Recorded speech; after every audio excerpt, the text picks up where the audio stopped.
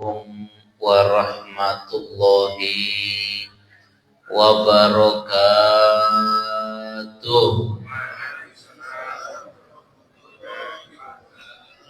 Alhamdulillah wassalatu wassalamu ala Rasulillah Sayyiduna Muhammad ibni Abdillahi wa ala alihi wa sahbihi wa man wala wa la hawla wa la quwwata illa billah.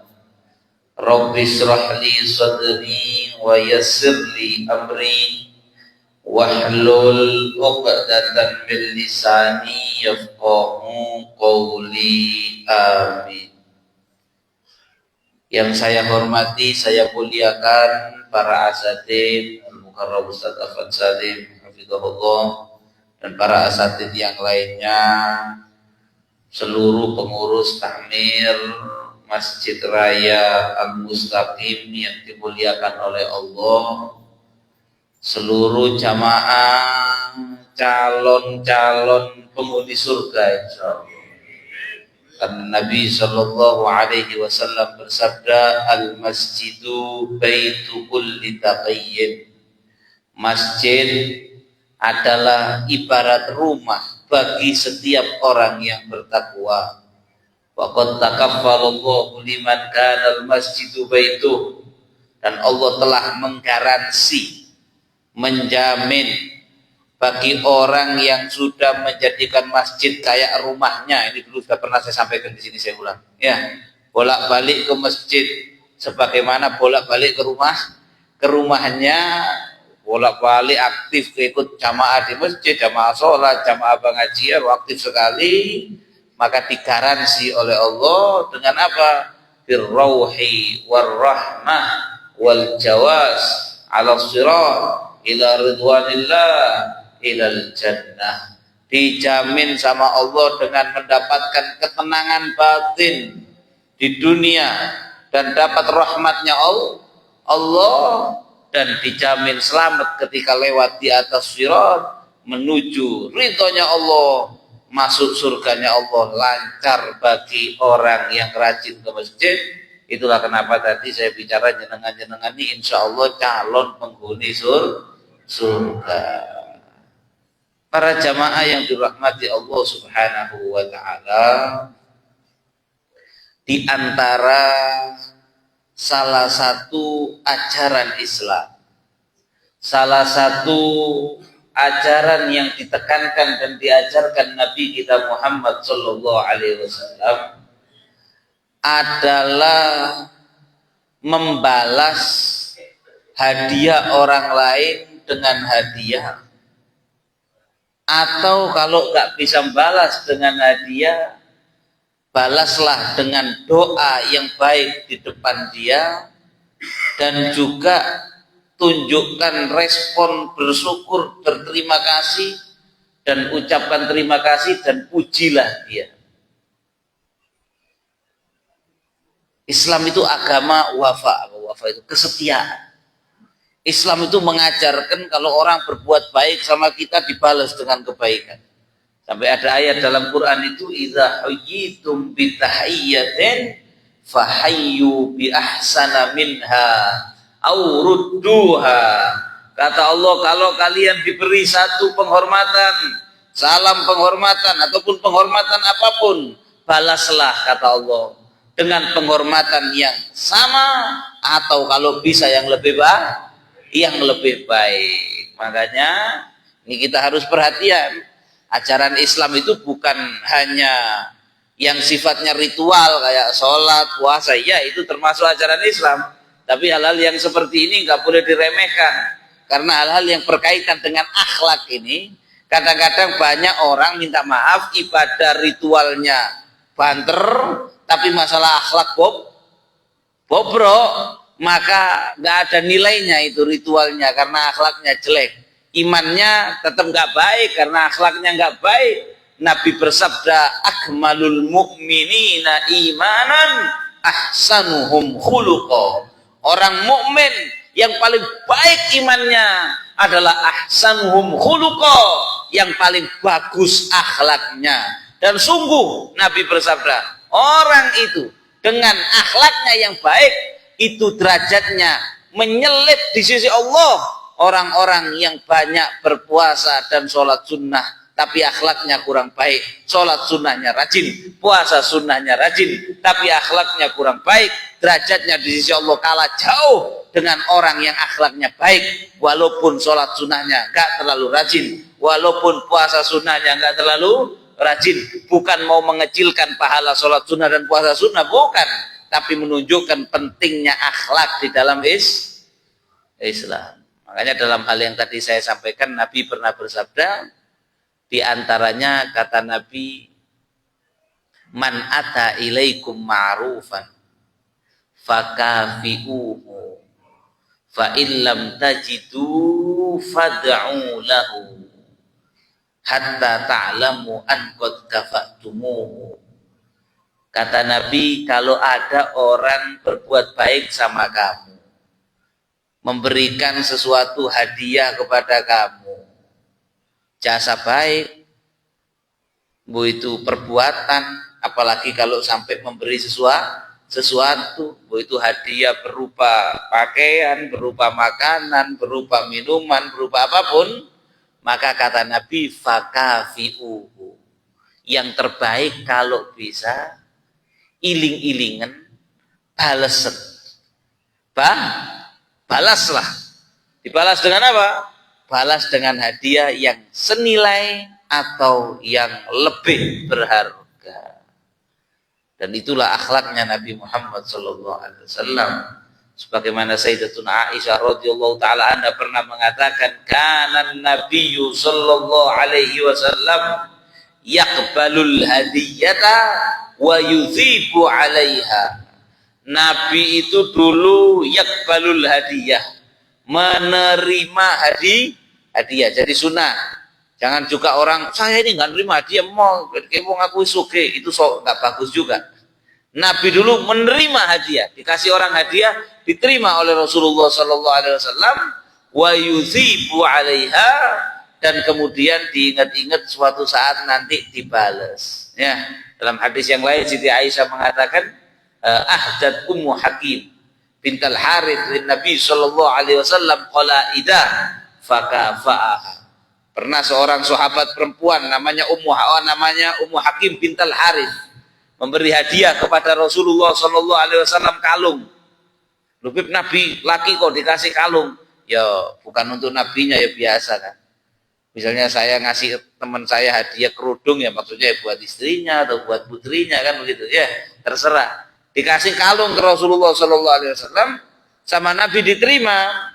Kata Siti Aisyah, suatu saat Nabi punya kalung, disuruh ngasihkan ke Ummu Hakim bintal Harith, dibales. Nah, ini sebenarnya balas-balasan hadiah ini juga sudah diajarkan oleh kiai-kiai zaman dulu dengan adanya budaya apa? Terter.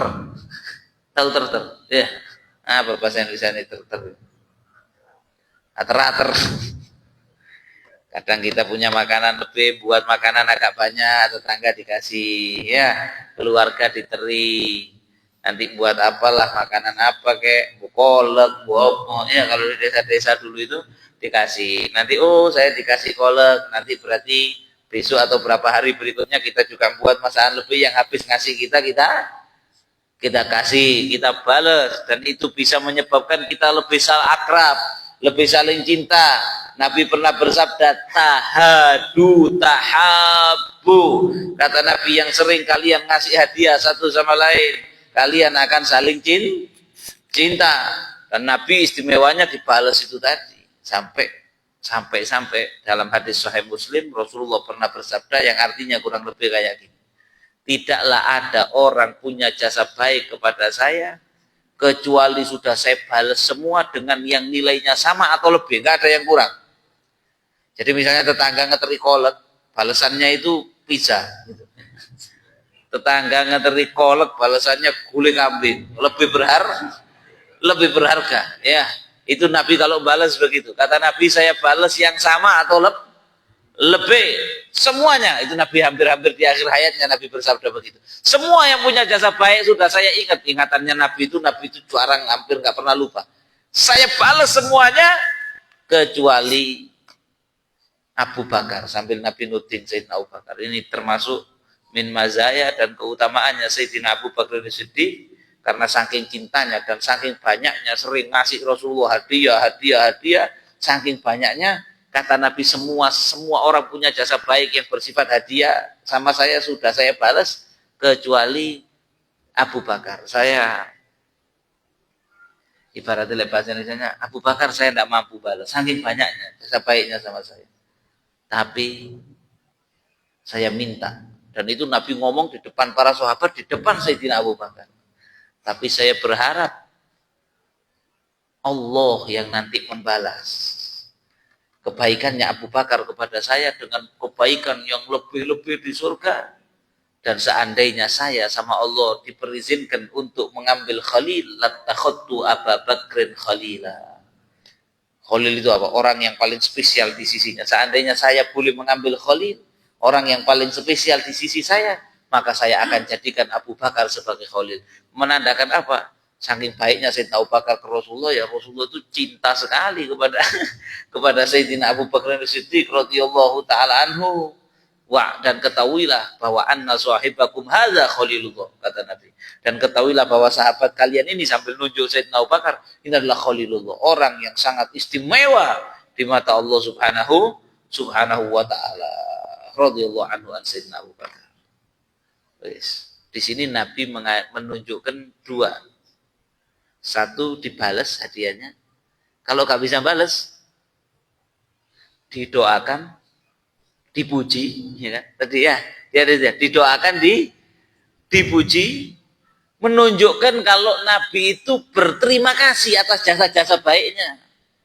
Ini penting, karena zaman sekarang ini banyak wong karo terima kasih. Ya, banyak orang nggak tahu terima kasih. Dan orang ketika tidak pandai berterima kasih kepada manusia, apa kata Rasulullah? Man lam yashkurin nas, lam yashkurillah. Siapa yang tidak pandai berterima kasih kepada manusia, maka dia tidak akan bisa dianggap bersyukur kepada Allah. Walaupun baca Alhamdulillah banyak sampai 100 kali, 1000 kali setiap hari, Alhamdulillah, Alhamdulillah, tapi tidak pandai berterima kasih kepada manusia, maka dia tidak dianggap bersyukur kepada Allah. Makanya dalam hadis yang awal saya baca tadi, kalau kamu dikasih kebaikan sama orang, balaslah. Kalau kamu nggak bisa balas, fad'u lahu, doakannya di depan orangnya. Ada yang ngasih kolek atau siwak, pulang haji ngasih oleh-oleh siwak. Pas dikasih siwak kepada saya harusnya bilang Alhamdulillah, misalnya saya gak niat balas dengan balasan siwak atau hadiah lain, tapi paling enggak saya waktu itu minimal ngomong Alhamdulillah, makasih, matur suwun. Kalau bisa ngomong jazakallahu khairan. Apa jazakallahu khairan itu? Atau kalau bahasa Indonesianya, mudah-mudahan kau dibalas oleh Allah, mudah-mudahan sampean dibalas Allah dengan balasan yang baik, atau ahsanal jaza, dengan sebaik-baik balasan. Menunjukkan yang senang kalau dikasih siwak ini, dan kemudian berterima kasih mendoakan. Nabi pernah bersabda lagi, man usdiya ilaihi ma'ruf faqala lilladzi asdahu jazakallahu khairan faqad ablagha fis sana. Kata Nabi, barang siapa yang dikasih di kebaikan dari orang lain, kemudian dia ngomong jazakallahu khairan kepada yang ngasih, mudah-mudahan kamu dibalas dengan kebaikan oleh Allah, faqad ablagha fis sana, maka dia itu sudah sip dalam memuji. Faman azna faqad syakar, waman kafar, waman katama faqad kafar. Dan orang kalau dikasih hadiah, dibaikin sama orang lain, dia memuji, mendoakan, menunjukkan terima kasih dan apresiasi, sungguh dia telah berterima kasih dan bersyukur atas kebaikan orang itu. Waman katama, dan barang siapa yang menyembunyikan, dibaikin sama orang, tapi gak pernah cerita, gak tahu terima kasih, kayak gak dianggap, faqad kafar, dia telah kufur nikmat, kufur atas kebaikan orang tersebut. Jangan sampai ziarah orang haji dikei siwak gerundel. Loh, mek siwak tok Pak. Kok Mekah oleh-oleh mek ngene tok ya dibanting ini. Ngene tok. Oh itu saya khawatir siwak tok itu kalimat tok itu mentahkir siwak. Siwak ini bahkan ada beberapa riwayat yang mengatakan hadiah yang terbaik itu hadiah siwak.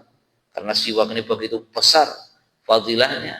Aduh, kalau pernah saya ceritakan di sini insyaallah dulu ya waktu Ramadan dulu. Enggak tahu jenengan masih ingat atau lupa ya. Tentang masih ingat ya? Alhamdulillah ya hadis-hadis tentang siwak. Diwara mosok mek siwak tok. Atau ketika misalnya zam-zam tok ya protes, dikai zam-zam itu. Loh. Nek kita. Oh tak pikir oleh kupluk. Loh. Tak pikir oleh tasbih. Kok maju-maju pikirannya umumnya. Kan rumah alasan horor ya bukan kadang-kadang. Insyaallah di sini tidak ada insyaallah. Dia protes, apalagi zam-zam tok, zam-zam itu waduh, itu zam-zam itu min syairillah. Air zam-zam itu termasuk simbol kebesaran agama Allah. Allah simbol kebesaran, tanda-tanda kebesaran Allah. Terus Anda anggap zam-zam tok lu, zam-zam itu luar biasa. Zam-zam itu apalagi sampean nggak melok berangkat nang Mekah, melok ngrasakno zam-zam, ya harusnya sampean berterima kasih yang sebesar-besarnya kepada orang pulang haji itu. Dan sebenarnya orang pulang haji itu gak wajib ngekei sampean oleh-oleh, gak wajib ngekei zam-zam. Tapi sampean diperhatikno, digowokno zam-zam diusung, gak diombe dhewe, dikasihno ke sampean. Tapi mek titik cingkir cilik tok. Lah terus kan njaluk sak jerigen ngono, budalo dhewe. Kalau sak jerigen budalo dhewe, lah wong kamu ziarah haji, yang ziarah haji orang banyak, ya titik saya kumanan kabeh kan begitu ya. Ya kumanan kabeh harusnya kamu berterima kasih, bersyukur. Tapi kadang ada orang gak tahu terima kasih. Wih kumang, pas dikai zam-zam wajah perengat, perengutus gak terima kasih, gak dungakno, mulai ketoro kecewa. Wah, ini gak mengamalkan ajaran Nabi Muhammad sallallahu alaihi wasallam. Ajaran Nabi dikasih hadiah, walaupun sampai tidak senang sama hadiahnya, wis pura-pura senang. Pura-pura itu ada kalanya tidak baik, ada kalanya baik. Pura-pura senang ketika dikasih hadiah, itu sunnahnya Nabi Muhammad Sallallahu Alaihi Wasallam. Aja engko ana wong terkolek tok assalamualaikum niki kula anu nggih ana kolek. Aduh gak doyan aku panganan lawas ngene. Doyan panganan lawas ngene. Aku biasane burger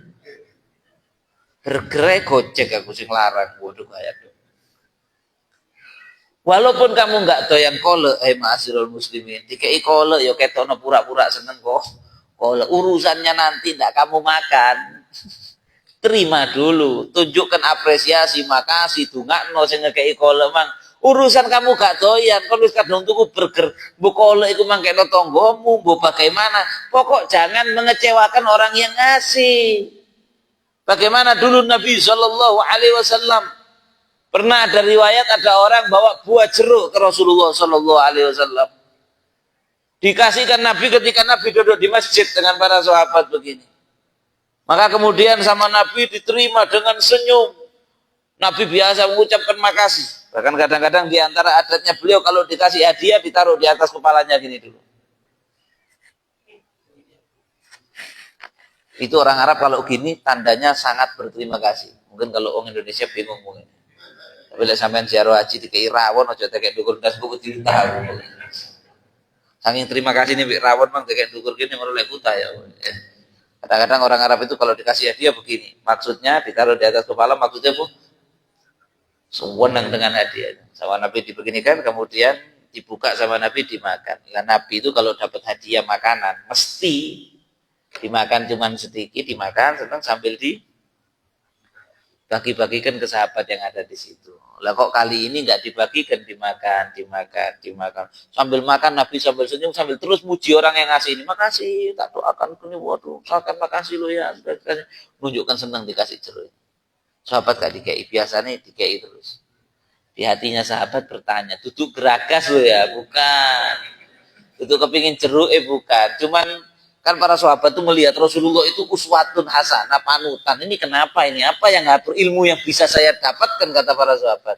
Kok Nabi kok gak kayak biasanya? Pulang yang ngasih ditanya. Ya Rasulullah kok gak kayak biasanya, ada apa? Kita pengen tahu ilmunya. Oh, jeruknya kecut, kata Nabi. Jeruknya kecut sekali.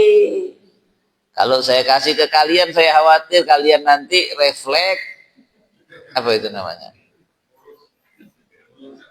Meringit. Apa sih jenenge itu? Jadi bahasa Indonesia yang baik dan benar, pokoknya paham.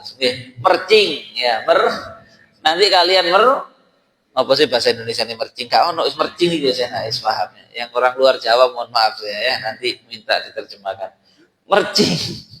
Khawatir kalian mercing. Nanti kalau kalian mercing, nah kesian orang yang ngasih itu nanti kecewa loh. Lihat itu loh, uswatun hasanah. Laqad kana lakum fi Rasulillahi uswatun hasanah liman kana yarjullah. Bagi siapa yang kepingin dapat ridhonya Allah wal yaumil akhir, kepingin enak di akhirat. Nyontoh Nabi termasuk dalam hal yang begini, bukan cuma ibadahnya saja.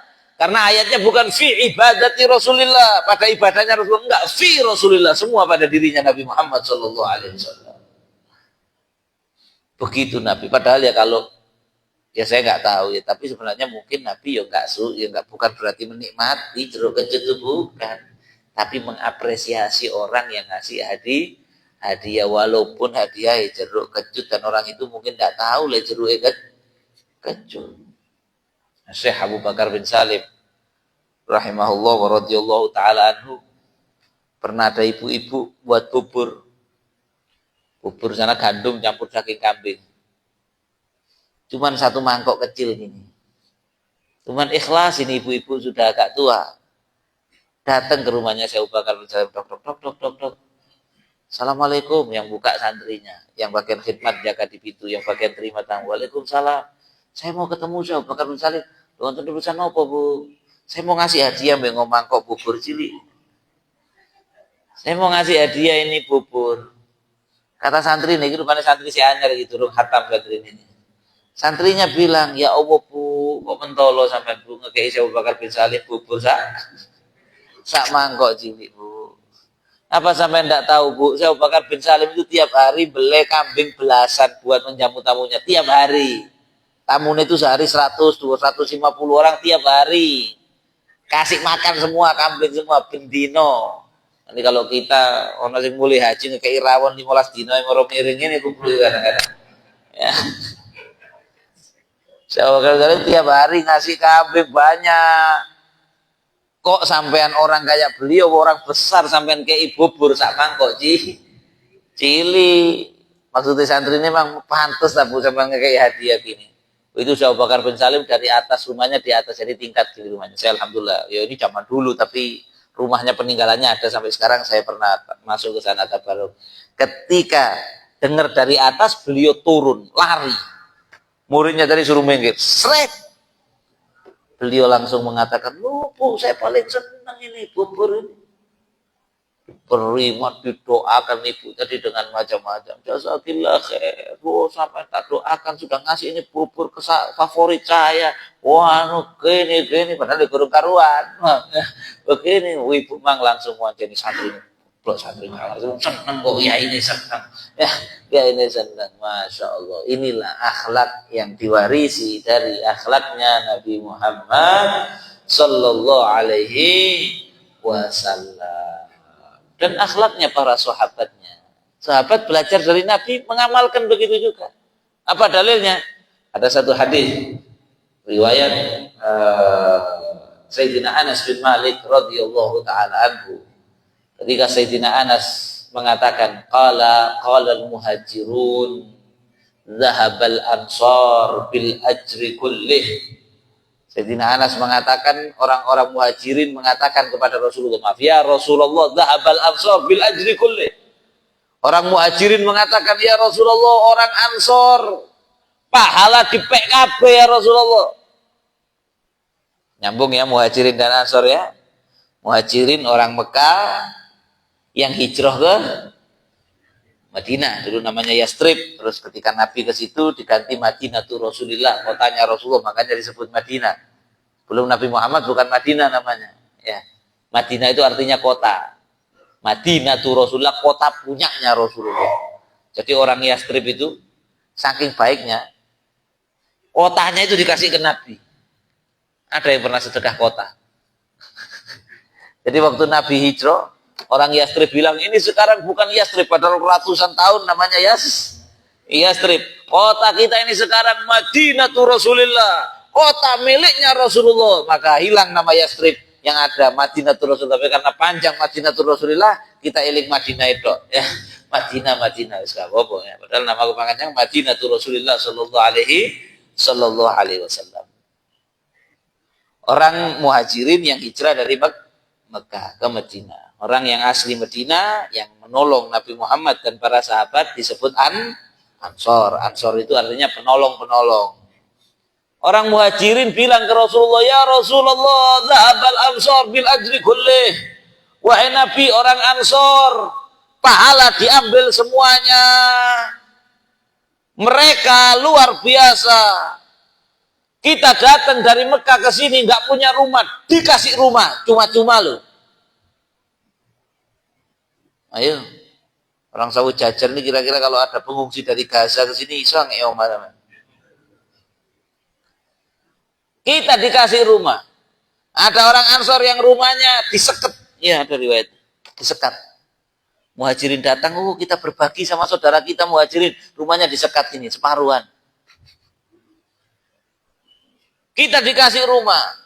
Ada yang tinggal bareng. Awalnya kan Nabi mempersaudarakan orang Ansor dan Muhajirin. Karena waktu itu orang Muhajirin datang dari Mekah. Gak bawa rumah, gak bawa uang. Kebanyakan mereka ditinggal di Mekah. Wong ada berangkatnya sembunyi-sembunyi. Dan gak banyak hotel waktu itu. Di Madinah gak ada hotel. Mau tinggal di mana itu? Sahabat Muhajirin yang jumlahnya cukup banyak itu mau tinggal di mana? Ditampung sama Ansor. Dikasih tempat tinggal. Makan dijamin, dimasak no. Gak punya sembako, dikasih sembako. Dan mereka bukan bertamu sehari 2 hari, Muhajirin ini pindah. Dikasih bedak di pasar. Gak punya bedak, dikasih bedak.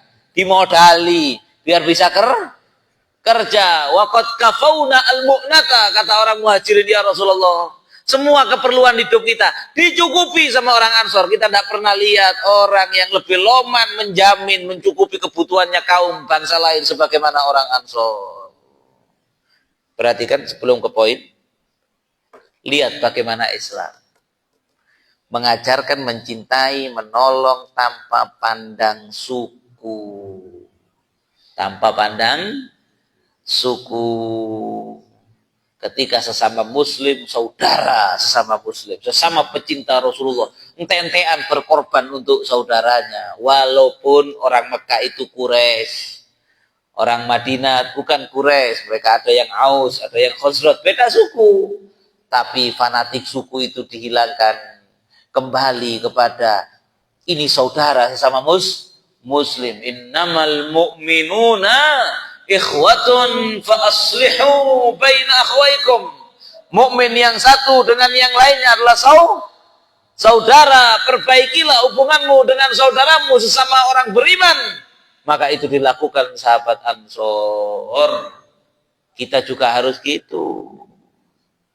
Jangan sampai balik jahiliyah fanatik suku.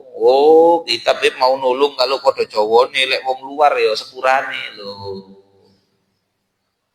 Kalau imigran, model kayak aku juara imigran kadang-kadang seakan padahal saya ini lahir di Indonesia, warga negara Indonesia.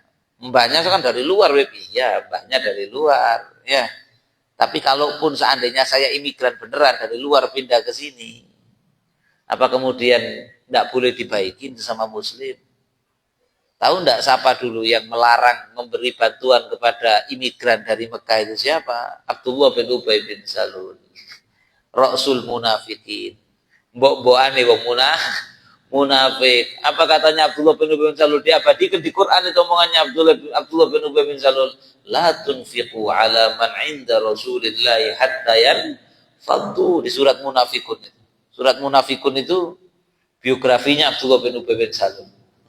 Satu surat cerita tentang satu orang katanya para ulama. Hampir semua yang ada di surat Al-Munafikun dari ayat 1 sampai hampir akhir itu sebenarnya yang dilokno sama Allah di situ satu orang. Namanya Abdullah bin Ubay bin Salul. Dan yo di akhirat nasibnya yo apa? Buntes temenan. Dilokno Gusti Allah sampai sak surat dhewe. Ya.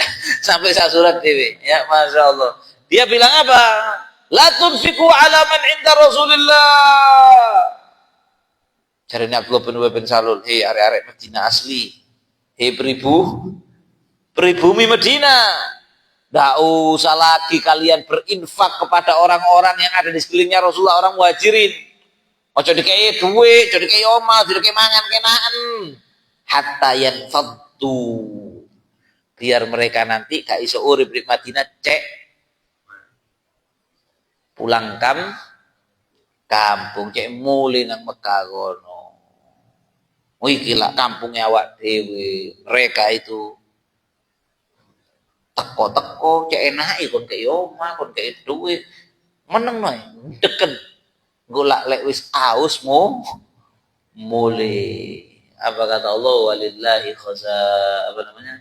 Bismillahirrahmanirrahim.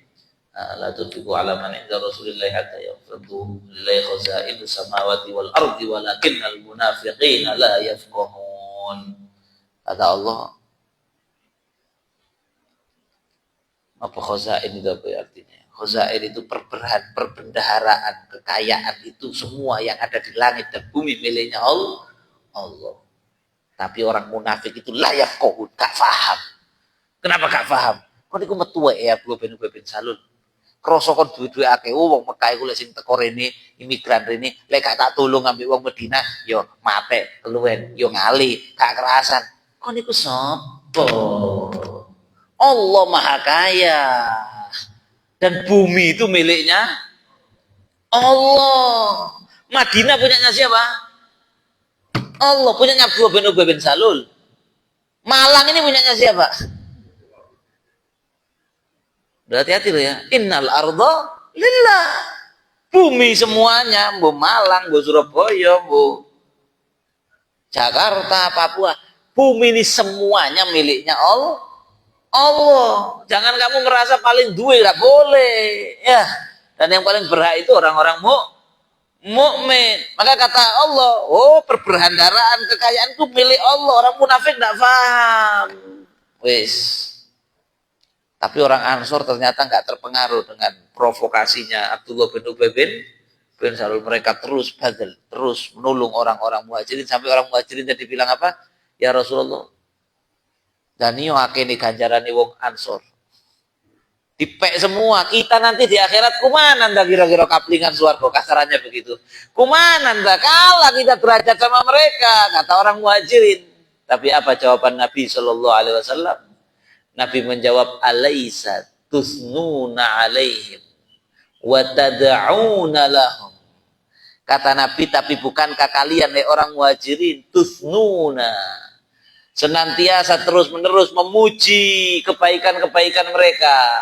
Kalian lek cari wong Jawa sapu cuy lambe, kalian ngomong wong Ansor itu baik, fulan itu baik, saya dikasih tempat tinggal, saya dikasih bedak di pasar, saya dimodali. Bukankah kalian memuji-muji mereka terus dengan kebaikan mereka? Wa tad'una lahum, dan kalian selalu mendoakan mereka atas jasa-jasa baik mereka kepada kalian. Kalian doakan terus, ya Allah matur suwun nggih, sampean sudah nolong saya tak dongakno. Kalian bukankah begitu terus? Dan bukanlah kalian sering cerita, itu baik sama saya ditolong. Kalian seperti itu? Sahabat muhajirin mengatakan, bala ya Rasulullah, iya kita seperti itu. Maka Nabi mengatakan, fadzaka bidzaka.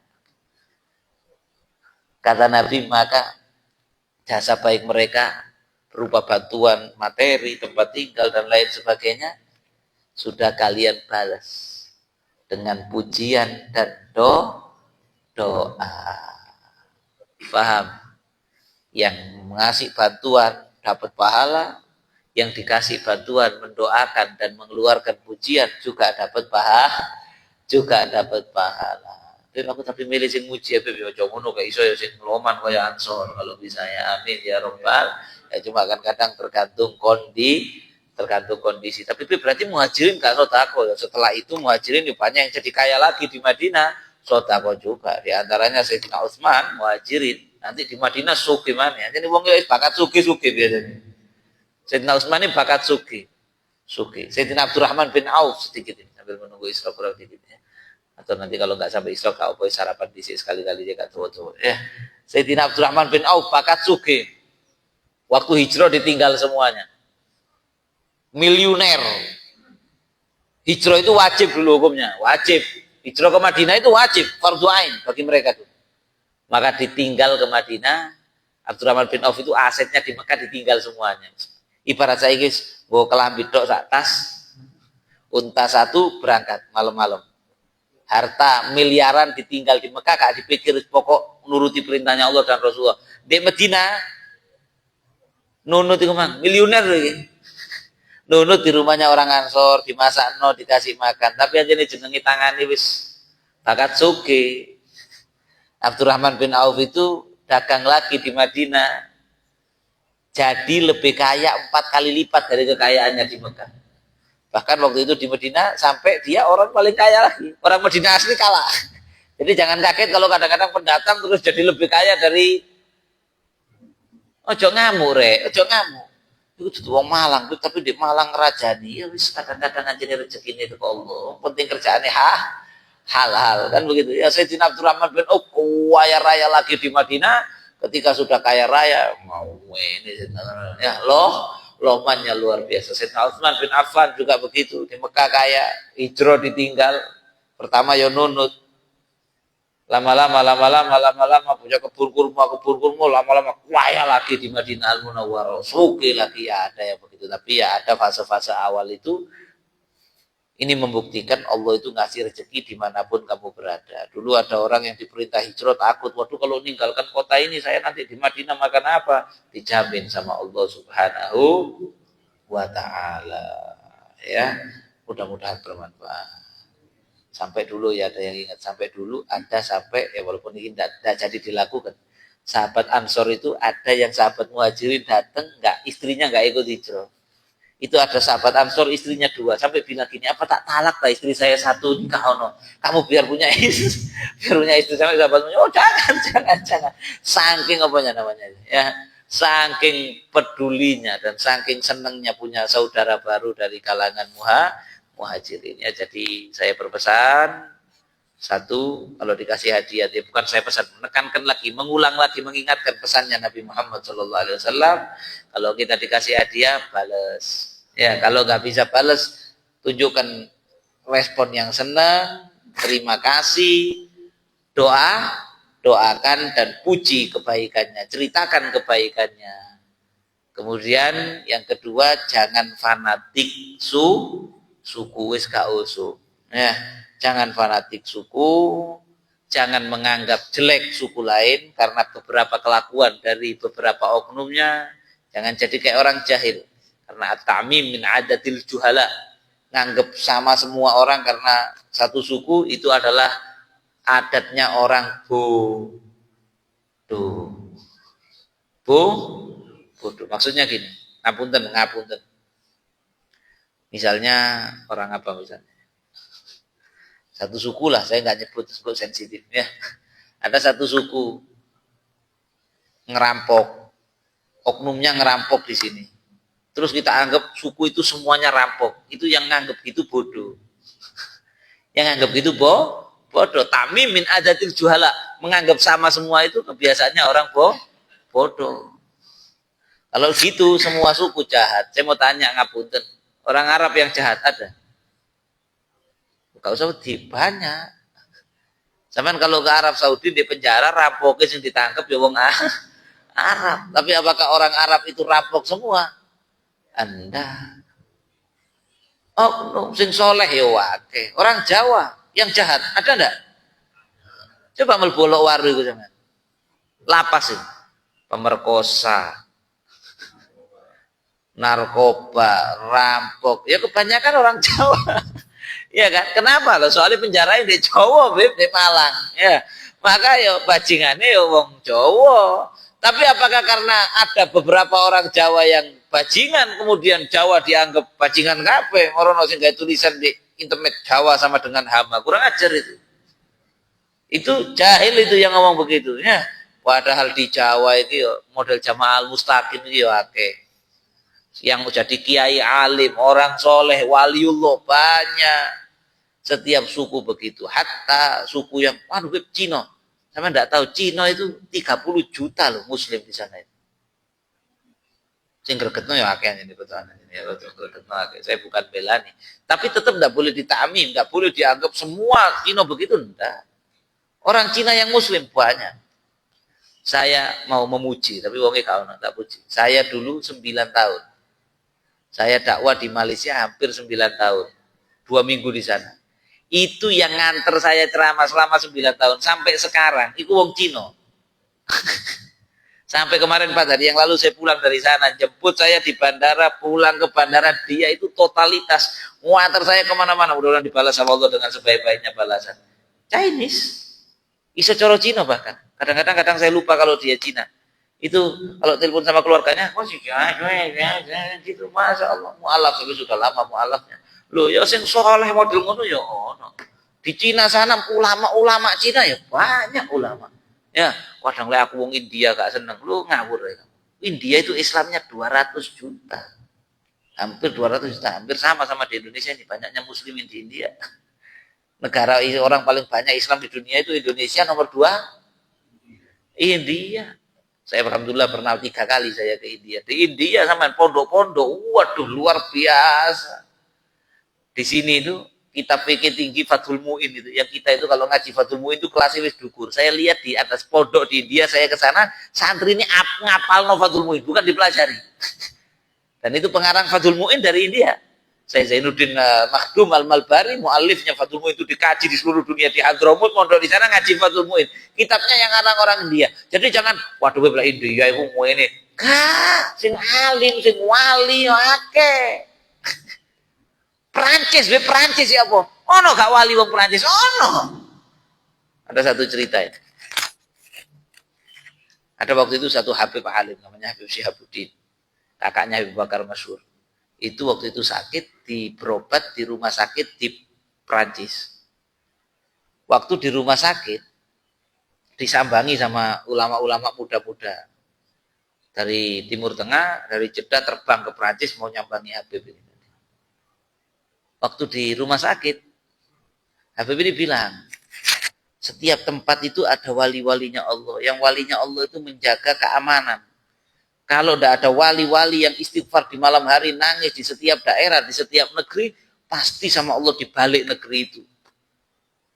Musibah datang. Terus si ulama muda yang dari Jeddah ini tanya, "Lho Bib, lah koyo di Perancis ngene iki ono ta wali ini?"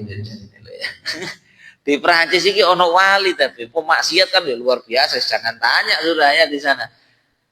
Lah kayak di negeri ini Bib, ada Bib walinya yang orang sini? Katanya beliau ada.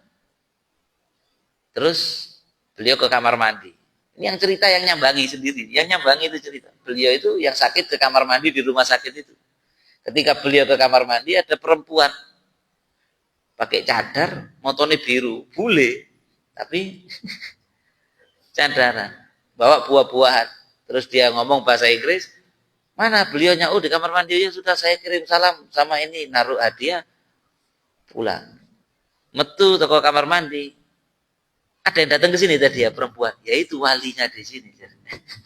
Yaitu walinya. Jadi wali gak butuh wong surbanan, gak butuh Arab, boleh moto biru ya itu jadi wali. Pokok mukmin kan begitu ya.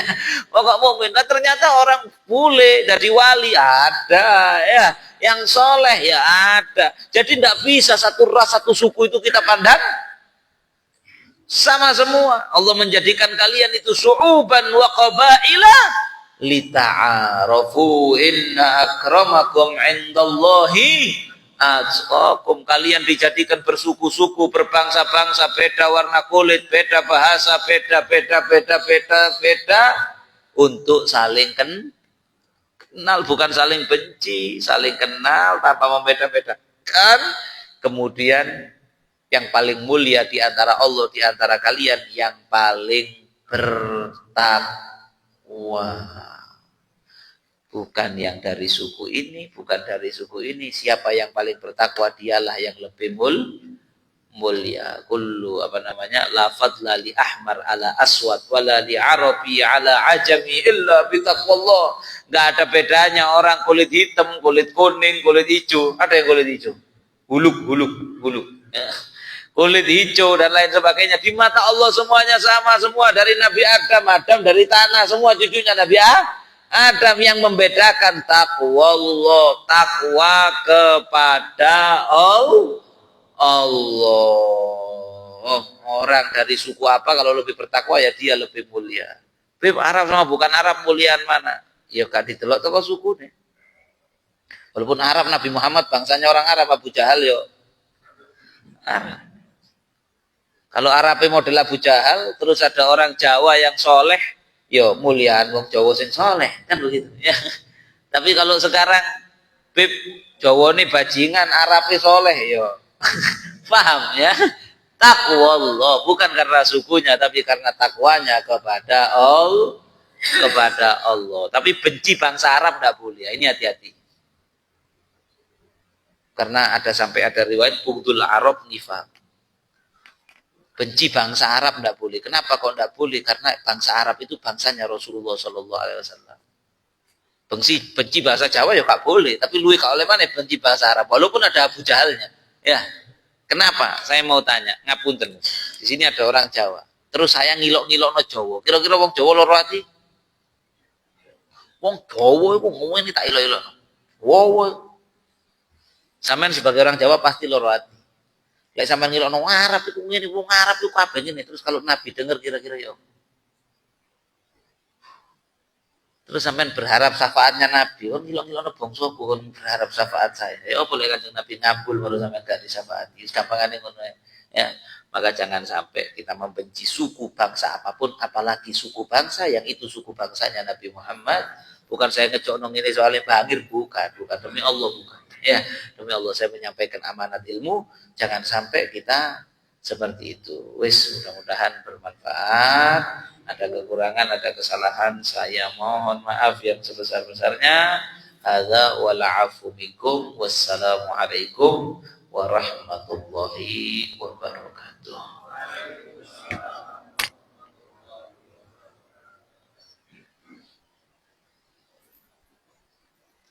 Sudah. Isrok belum? Sudah ya.